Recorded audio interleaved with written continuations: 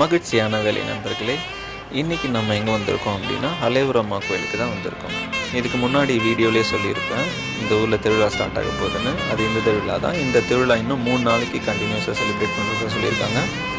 இப்போ நம்ம வந்திருக்க கோயிலோட பேர் என்ன, அலையூரம்மா கோவில். இதே மாதிரி இங்கே புலியூரம்மா கோயில் அப்படின்னு இன்னொரு கோவில் இருக்குது. அந்த கோயில் நம்ம நெக்ஸ்ட் வீடியோவில் பார்க்கலாம்.